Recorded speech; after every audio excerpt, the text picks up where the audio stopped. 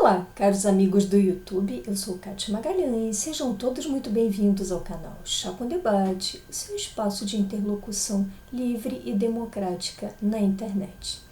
Ontem, o ministro da Economia anunciou os pedidos de demissão de mais 2 executivos da pasta.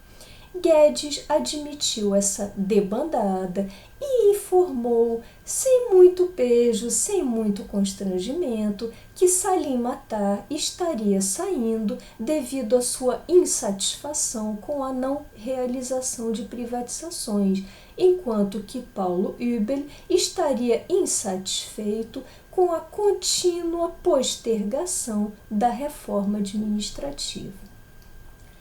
Indago aqui a vocês, de que forma soam esses pedidos de demissão desses 2 executivos? Deixem suas opiniões aqui nos comentários, gostaria de ouvi-los.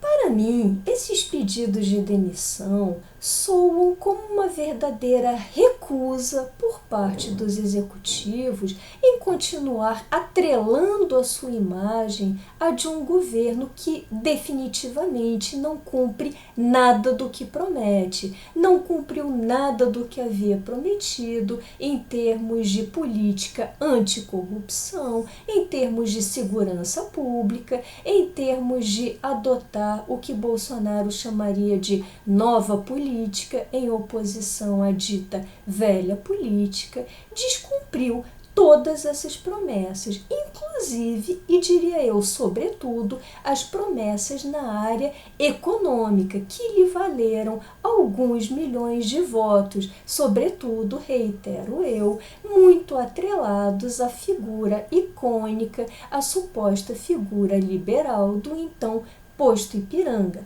Paulo Guedes. De fato, tenho perguntado a miúde aqui no canal e sei que me torno até repetitiva, mas acho que não podemos deixar de repetir a exaustão essa indagação, porque diz respeito a custos, diz respeito à eficiência de um sistema inteiro. Onde estão as tão prometidas privatizações? Onde estão as privatizações das grandes empresas estatais, como, por exemplo, Correios, Eletrobras, Infraero, todas elas? E as privatizações dos bancos públicos, como, por exemplo, Banco do Brasil, Caixa Econômica, que Guedes alardeava com tamanha facilidade durante a campanha? Onde estão todas essas promessas tão vãs, fáceis de serem trazidas a público para se ganhar uma corrida eleitoral, mas que na hora de serem cumpridas, que exigiriam muita coragem, demandam coragem de pessoas que são apenas covardes. Já comentei aqui no canal, em vídeo anterior, e baseada em um artigo antigo, uma reportagem antiga de 2019 da Gazeta do Povo, já comentei aqui que no momento em que a Estônia decidiu, lá no início dos anos 90, deixar de ser o país decadente que era a ex-república soviética, que foi algum dia, a Estônia tratou de privatizar todos os bancos públicos, digo isso em letras garrafais, todos eles sem exceção, e a partir daí iniciou o movimento de liberalização da sua economia, de abertura de mercados. Só que esse assunto de adoção de medidas liberais entre nós continua sendo um tabu, quase que um assunto proibido que cria verdadeiros melindres em boa parte da nossa sociedade, em boa parte do governo, do parlamento, do judiciário, em todos os setores sociais.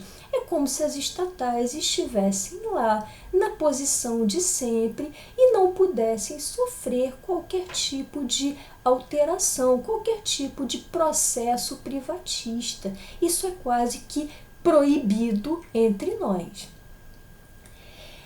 No tocante à reforma administrativa, sobre a qual também tenho tratado a miúde aqui no canal e que tem sido objeto, como disse o secretário Paulo Hübel, de constantes postergações por parte de Jair Bolsonaro, que, pensando apenas na sua reeleição, na sua eterna campanha reeleição, já que ele é um eterno candidato, pensando nessa pauta eleitoreira, não tem a menor coragem de mexer no vespeiro que é o serviço público aqui no nosso país.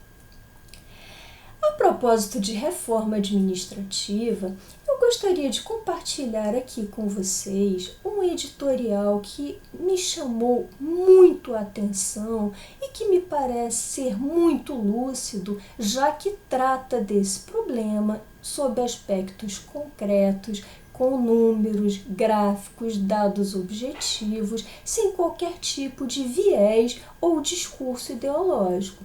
Estou me referindo aqui ao editorial de hoje do jornal O Globo, que mostra até que ponto a pandemia descortinou a feição mais cruel da nossa máquina pública, que na verdade é apenas uma máquina de criar enormes desigualdades. Conforme apontado por O Globo, a pretexto de liberação de recursos para a Covid, a regra de ouro já está indo pelos ares e tem sido descumprida já em 14 estados, inclusive com o beneplácito do Supremo Tribunal Federal, que decidiu recentemente, que deliberou pela impossibilidade de cortes nos salários de servidores. Já comentei aqui em detalhes essa decisão em vídeo anterior do canal. Segundo esse mesmo editorial de O Globo, as despesas públicas não param de crescer, não param de aumentar. E no ano passado, em 2019, somaram 49% do nosso PIB. Em termos bem concretos, a cada R$ 2 de riqueza produzida no país, de riqueza gerada, R$ 1 é drenado por essa máquina pública. Também, de acordo com dados desse levantamento muito detalhado realizado por O Globo, entre os anos de 2008 e 2019, os gastos com servidores federais subiram na ordem de 125%. E aqui apenas abrindo um parênteses, já que O Globo mostrou que de todas as esferas de poder, os servidores federais são, de longe, os mais dispendiosos. Inclusive, nessa mesma linha de cálculos aritméticos, não há nada de ideológico aqui, há matemática, há cálculos que não fecham. Segundo esse estudo trazido por O Globo, se os servidores federais recebessem as suas remunerações em patamares compatíveis com as remunerações praticadas no setor privado, haveria uma economia mensal entre nós da ordem de 15 bilhões de reais. Vejam o tamanho do fosso, a dimensão de todo esse abismo. E não é por outro motivo que o Brasil acabou se tornando o que o Globo chama de país dos concurseiros. De fato, imaginem aí e pensem em todos os jovens brasileiros que vocês conhecem. Qual o sonho do jovem brasileiro médio? Passar num concurso. Diante de tantas benesses, de patamares salariais bem mais elevados que aqueles adotados na iniciativa privada, em média, estou me referindo sempre à média, diante do risco zero de demissão, diante da inexistência na prática de avaliações sérias, diante das promoções automáticas por tempo de serviço e não por mérito, boa parte das pessoas da nossa sociedade opta por prestar um concurso público e não por serem necessariamente vocacionadas para o serviço público. Embora, vou ressaltar aqui para evitar mal-entendidos, embora haja várias pessoas vocacionadas para diversas funções públicas que têm realmente de ser exercidas. Mas estou me referindo aqui a uma regra, a um jovem médio que deixa o banco da universidade, sai para o mercado de trabalho e depara, de um lado, com várias dificuldades, vários entraves no setor privado, com a necessidade de enfrentar a concorrência, de convencer o seu chefe a poder ganhar melhores salários, a poder auferir uma promoção, e do outro lado depara com todas essas benesses do serviço público. Em média, os jovens sonham mesmo em se tornar funcionários públicos. Só que a sociedade inteira não pode ser composta por funcionários públicos, porque aí não haverá quem produza para gerar riqueza, inclusive para custear essa máquina pública.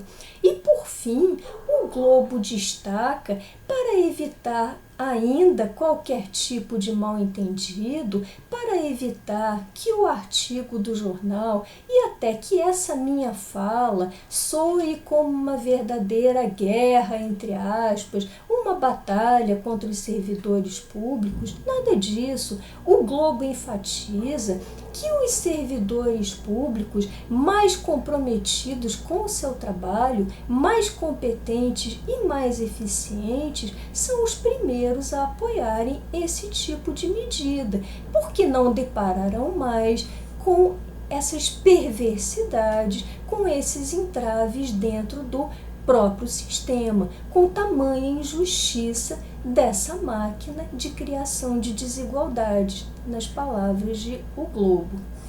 Portanto, diante de toda essa realidade numérica, dessa realidade objetiva, continuo me perguntando até quando vamos aguardar para encarar, para tratar dessa questão com seriedade e maturidade, sem chiliques corporativos, sem melindres, nada disso, de forma séria e sempre com base em números. Será que teremos que esperar chegar ao fundo do poço, como já ocorreu com outros países, como, por exemplo, a Grécia, que empregava em seu serviço público, só a título de exemplo, jardineiros atuando enquanto tais em locais que sequer possuíam jardim? Será que teremos que chegar ao ponto em que a Grécia chegou para levar essa questão a sério e tentar realmente escapar da bancarrota, escapar da quebra? Espero que não. Espero que antes disso prevaleça um nível mínimo de bom senso e razoabilidade entre nós.